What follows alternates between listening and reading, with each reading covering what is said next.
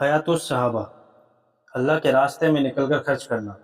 حضرت ابو مسعود رضی اللہ عنہ فرماتے ہیں کہ ایک آدمی نکیل پڑی ہوئی اونٹنی لے کر آیا۔ حضور صلی اللہ علیہ وسلم کی خدمت میں عرض کیا کہ اللہ کے رسول صلی اللہ علیہ وسلم، یہ اونٹنی اللہ کے راستے میں دیتا ہوں۔ حضور صلی اللہ علیہ وسلم نے فرمایا، تمہیں قیامت کے دن اس کے بدلے میں ایسی 7 اونٹنیاں ملیں گی، ان سب کی نکیل پڑی ہوئی ہوگی۔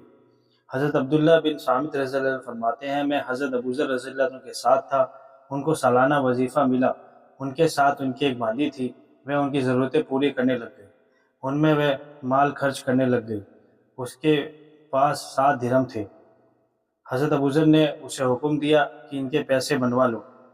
میں نے ان سے عرض کیا، اگر آپ ان 7 درہموں کو آگے پیش آنے والی ضرورتوں کے لیے یا اپنے کسی آنے والے مہمان کے لیے رکھ لیتے تو زیادہ اچھا تھا۔ حضرت ابوذر رضی اللہ عنہ نے کہا کہ میرے خلیل یعنی حضور صلی اللہ علیہ وسلم نے مجھے یہ وصیت فرمائی ہے، جو سونا یا چاندی کسی تھیلے وغیرہ میں باندھ کر رکھ دیا جائے گا، وہ اپنے مالک کے لیے انگارہ ہوگا جب تک کہ اسے اللہ کے راستے میں خرچ نہ کر دے۔ امام احمد اور طبرانی کی روایت یہ ہے کہ جو سونے چاندی کو باندھ کر رکھے، اسے اللہ کے راستے میں خرچ نہ کرے تو قیامت کے دن یہ سونا چاندی آگ کا انگارہ بن جائے گا جس سے اسے داغا جائے گا۔ یہ لفظ طبرانی کے ہیں۔ حضرت قیس بن صلاح رضی اللہ تعالیٰ عنہ کے بھائیوں نے حضور صلی اللہ علیہ وسلم کی خدمت میں آ کر ان کی شکایت کی اور یہ کہا کہ یہ اپنا مال فضول خرچ کرتے ہیں، ان کا ہاتھ بہت کھلا ہے۔ میں نے عرض کیا، اے اللہ کے رسول صلی اللہ علیہ وسلم، میں کھجوروں میں سے اپنا حصہ لے لیتا ہوں، اس کو اللہ کے راستے میں اور اپنے ساتھیوں پہ خرچ کرتا ہوں۔ حضور صلی اللہ علیہ وسلم نے ان کے سینے پر ہاتھ مارا، 3 بار فرمایا، تم خرچ کرو، اللہ تم پر خرچ کریں گے۔ اس کے بعد جب میں اللہ کے راستے میں نکلا تو میرے پاس سواری کا اونٹ بھی تھا۔ آج تو میں اپنے خاندان میں سب سے زیادہ مالدار ہوں، یعنی اللہ کے راستے میں خرچ کرنے کی برکت سے اللہ نے مجھے ان بھائیوں سے بھی زیادہ مال عطا کر رکھا ہے۔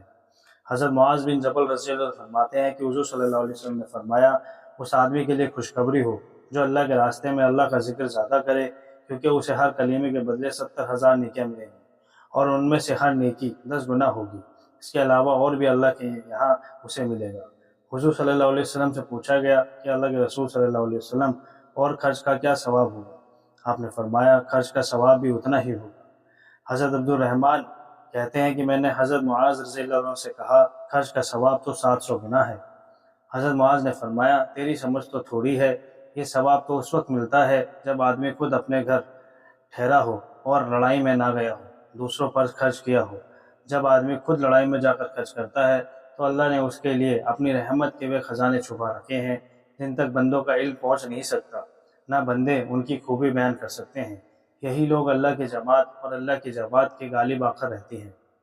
حضرت علی رضی اللہ تعالیٰ عنہ، حضرت ابو درداء، حضرت ابو ہریرہ، حضرت ابو امامہ، حضرت ابن عمر بن عاص، حضرت جابر، حضرت عمران بن حسین رضی اللہ عنہ فرماتے ہیں کہ حضور صلی اللہ علیہ وسلم نے فرمایا کہ جو آدمی اللہ کے راستے میں خرچ بھیج دے، خود اپنے گھر ٹھہرا رہے، تو اسے ہر درہم کے بدلے 700 درہم کا ثواب ملے گا، اور جو خود اللہ کے راستے میں لڑائی کے لیے جائے، اللہ کی رضا کے لیے خرچ کرے، تو اس کو ہر درہم کے بدلے 7 لاکھ درہم کا ثواب ملے گا۔